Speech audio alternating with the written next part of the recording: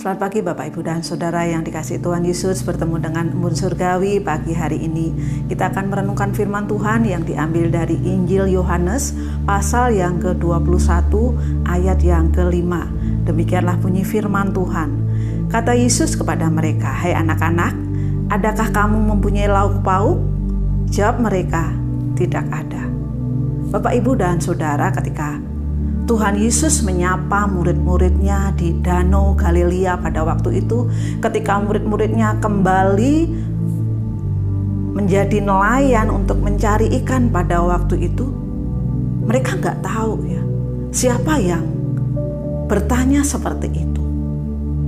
Ya, kita dapat bayangkan ketika murid-murid Tuhan Yesus mengalami kegoncangan karena Tuhan Yesus wafat dan akhirnya Tuhan Yesus bangkit. Dan ketika Tuhan Yesus menampakkan diri kepada mereka, Tuhan Yesus bertanya pada waktu itu kepada murid-muridnya. Di situ dikatakan bahwa mereka sedang berkumpul ya. Ada Simon Petrus, Thomas, Nathanael dari Kana, kemudian Zebedius, kemudian ada Simon Petrus bertanya kepada mereka untuk mereka itu akan menangkap ikan. Dan akhirnya mereka bersama-sama menangkap ikan dengan 2 perahu. Dan ketika Tuhan Yesus datang menyapa mereka, ini menjadi kegentaran ya secara pribadi kepada mereka. Apalagi ketika Tuhan Yesus menyapa dengan kata-kata, "Hei anak-anak." Ya. Mungkin mereka merasa tidak tahu ya, tidak bisa berbuat apa-apa ya, karena sapaan yang penuh kerinduan, sapaan yang menggetarkan, sapaan yang memberikan damai. Yesus tetaplah Allah yang memperhatikan mereka. Ya, sehingga ketika murid-murid Tuhan Yesus ini di danau mencari ikan semalaman tidak mendapat apapun, Tuhan Yesus datang kepada mereka. "Tebarkanlah jalamu." Ya, dikatakan ketika itu mereka langsung menebarkan jala yang pindah haluan ya, karena malaman mereka nggak dapat, mereka menebarkan jala, kemudian mereka mendapat ikan yang sangat banyak. Tidak hanya itu, kita melihat bahwa Tuhan Yesus pada waktu itu bilang, "Bawalah beberapa ikan yang baru kamu tangkap itu." Karena apa? Ketika murid-muridnya Tuhan Yesus, murid-murid itu tiba di darat, mereka melihat api arang yang sudah ada. Ini sangat mengharukan buat saya.